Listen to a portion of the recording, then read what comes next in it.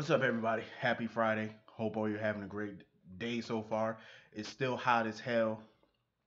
Feels like July. That's why you gotta stay hydrated at all times. Stay hydrated. Um, Getting into this episode of Days, Teresa and Chloe. Why are they sitting there wasting their time worried about each other's relationships?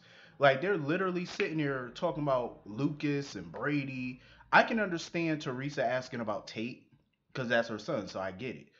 But she's sitting there worried about who Brady dating and oh he was dating Nicole at first and then now he's dating Eve.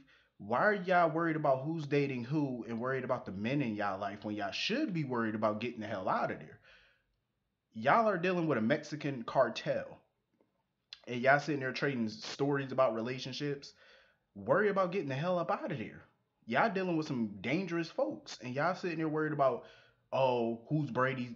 Chloe told Teresa telling Chloe that she wasn't gonna help her get out of there until she told her who Brady was dating. Why is that of importance to you? Worry about that when you are free and you get back to Salem. Then you can worry about who he's dating and this, that, and the other. You know what I'm saying? Worry about that later. Don't worry about the bullshit now. That's bullshit compared to what you doing. You know what I'm saying? Like you're in a life or death situation. Might want to take it more seriously. But it was good to see Teresa though. I can't wait for her to hit Salem and see the little love triangle that's gonna happen between her, Eve, and Brady. I want to know who Brady gonna choose.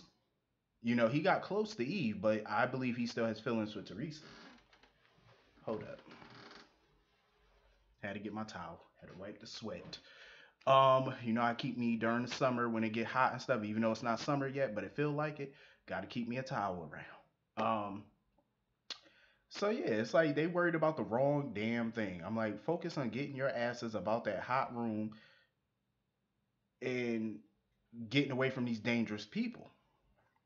So anyway, it's about time Claire and Sierra bury the hatchet over this dumb Bella contest. 'Cause I feel like it's so stupid. Like they're battling over the being the face of Bella. You know what I'm saying? It's so stupid. It's like y'all battling over something so dumb and so trivial. Um, and I agree with Maggie. It's like Maggie basically runs around that town being a peacekeeper for everybody. And I agree with Maggie. Sierra got her revenge, in my opinion. She got her revenge. The truth is out. Everybody know the truth.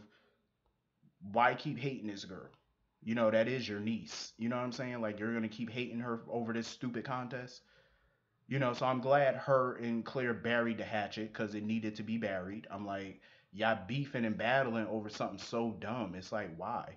And I'm glad Claire finally cleared up some things with Eve regarding Brady because she went to Eve and told Eve that Brady had nothing to do with fixing the contest. He didn't want to do it. She asked him to, but he turned her down. Um, So I'm happy that, that was cleared up. Basically, everything was cleared up. You know, Brady didn't have nothing in his system. He didn't have no alcohol in his system. He tested negative.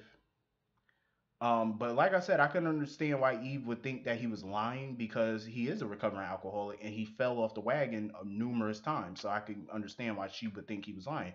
And he had the symptoms of a drunk person, but she just needed that confirmation from Claire, from the doctors. You know, she just needed that confirmation. Brady's still sitting there begging and pleading for her to come back to him and for them to get married. And I, I'm like I said, I'm not a big fan of Eve and Brady as a couple. I'm not. I'm not a super fan of them as a couple.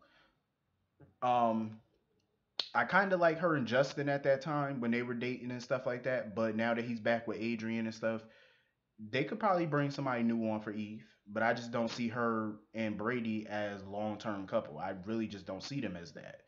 Um, and now that Teresa's coming back, it's definitely gonna throw everything in limbo. Definitely, especially once she tells Brady everything that's going on. Everything gonna be a hot mess.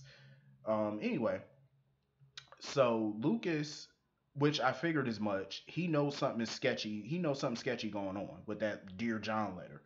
And that's what Chloe was hoping for. She was hoping that he would have read between the lines of that letter and figured that something was off about it and come looking for her, which he plans on doing. But first, he confronted Kate because he thought Kate had something to do with that letter.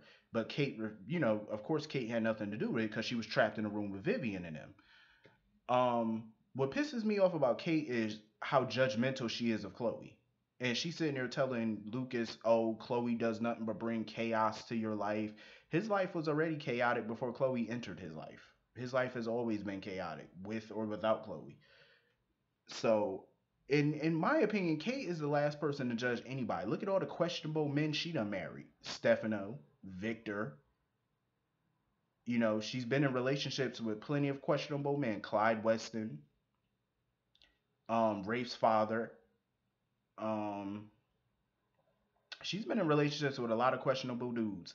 So she's the last person to give her son advice about who he should be with, who's good enough for him. He's a 40, damn near 50 something year old man.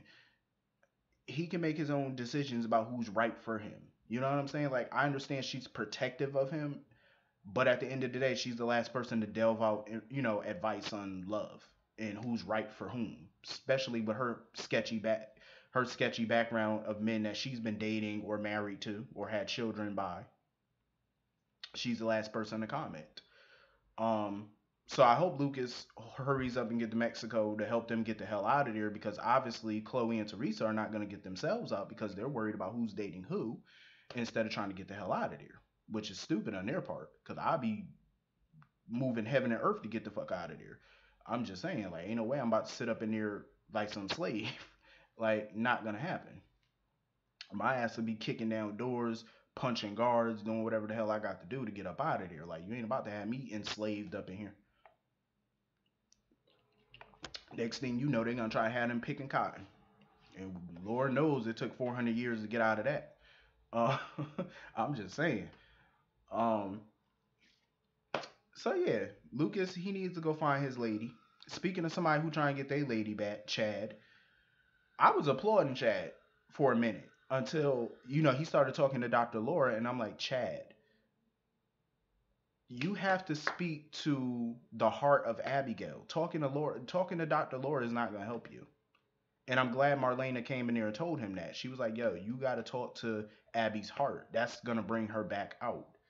And it was so crazy seeing Abby just basically trapped inside of her own mind. And then she was there with Ben. And Ben was basically trying to tell her to embrace her crazy because he was basically trying to tell her that she's crazy just like him and she needs to embrace it and face it. And she just kept refusing. She was like, no, I'm not crazy. I'm nothing like you. She was refusing him. I wonder how they're gonna write Ben back into the show because Robert Scott Wilson is back on contract, and I'm like, how are they gonna make that work? Because he was the necktie killer, unless they're gonna rewrite that. Um, my guess is, of course, they're gonna go through a bunch of redeeming storylines, trying to redeem him and stuff. That would be my guess. But I am so freaking happy that Abby came back. Hopefully they can get her some help, get her integrated, because that's what she needs desperately right now is to be integrated and get those damn altars under control. Um, and hopefully they tell her information in small doses once she is integrated. Because I wouldn't want to tell her no major stuff right now because they need to get her fixed up first and then tell her about Andre and Stefan and you know what I'm saying? You don't want to tell her all of that right at once. You know what I'm saying? That's something that you don't want to do because it might fuck up and slip her back into her altars and that's what you don't want. Um but even if she do get integrated in the future, I feel like we're definitely gonna see those altars again at some point when something bad goes down or something. Cause that's how it was on One Life to Live. Like as much as Jessica tried to keep Tess and Vicky tried to keep her altars away. Like Nikki Smith, I miss Nikki Smith. But yeah, so it's gonna be kind of fun to see how they're gonna do that. But I am over this DID storyline though. I definitely am. But anyway, hit the comment section. Let me know what y'all thought about this episode, and I will see y'all all later. Peace.